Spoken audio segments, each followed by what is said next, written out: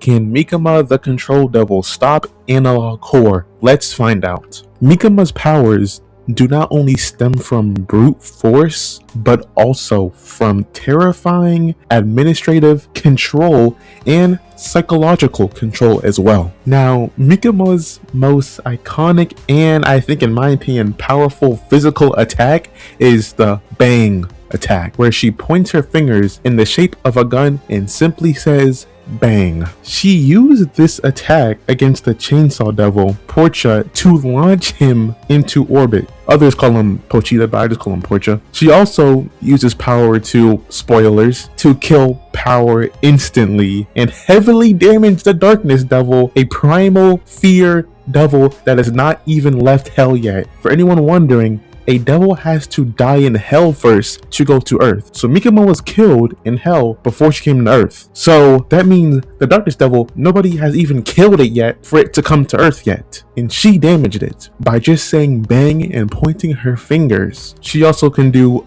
a long distance ritual execution. So during the Katana Man arc, Mikima displayed a feat of remote assassination that remains one of the series' most mysterious displays of power, because I don't think anyone knows how to actually do it or how it works. So in a shrine in Kyoto, she forced 30 death row inmates to say the names of specific Yakuza, I probably said that name wrong, targets. As the inmates collapsed, targets miles away from that shrine suddenly had their skulls crushed and turned into mincemeat by an invisible force. To this day, people don't know how or what the power even comes from or what's doing it.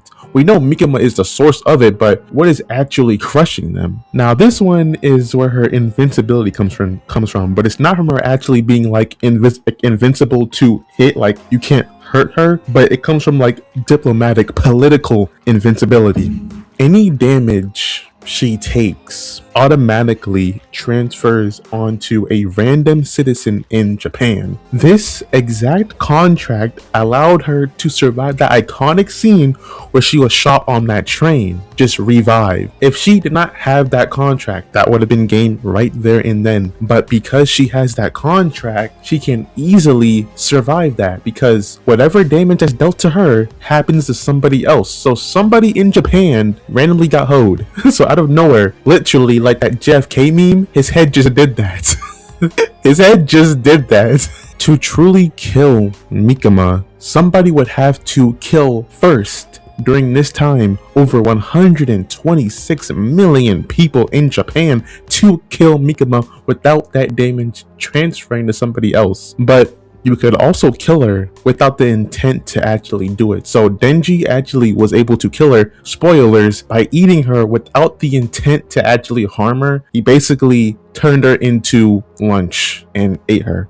And as the Control Devil, she's able to manipulate the dead and people she signed a contract with. So people she deems as lesser or inferior to her, she is able to bring them back from the dead, but only under her specific control. This is when you get those panels of people with chains attached to her, because she literally controls them. So she's able to use the powers of high-level devils and fiends, Angel Devil, I'm gonna butcher this name, Quincy, and Rezi. She also did defeat the Gun Devil, but not the full power one, only a 20% Gun Devil form. By combining the abilities of multiple human subordinates and devils under her control. Now, while she mainly relies on her physical powers, she is also very fast and very skilled at hand-to-hand combat. So she can do the common anime trope of perception blitzing. So she was able to fight, outmaneuver, and decapitate Quincy, I know I said that name wrong, forgive me, who is known for her extreme speed and her fiends with a single slash. And she has hand-to-hand prowess, of course. In the final confrontation between her and Chainsaw Devil, she eventually got in a fist fight with them, a hand-to-hand, little scuffle, put your hands up, let's box, eventually ripping out their hearts with her bare hands. Now, after going over Mikima's feats, how does she compare to Analog Horrors? Again, physical ones only, not mental ones. How does she compare? Now, Mikima by default, because of her ego, she considers pretty much everybody below her. So no matter who she fights in analog horror, she will consider below her by default and basically just try to control them unless she can't get around their powers. But like I said, it's going to be physical only. They can't be a mental monster. They have to be a physical, you can actually touch monster. So all she has to do is aim her fingers at somebody and say bang. If she can deal damage to them, I believe that by her own ego and self-worth to herself, that if she can damage something, she believes that she's superior to it. Because if she couldn't damage it, then she knows, hey, I can't hurt this thing. I'm not superior. But if she can, then I think she knows she is superior in some kind of way.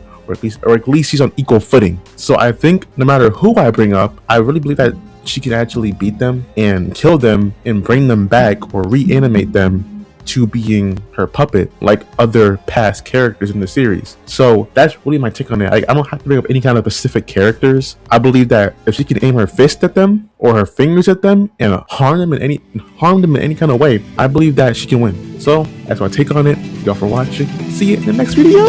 Please, Paxter, do the Jacksepticeye outro. Thank you.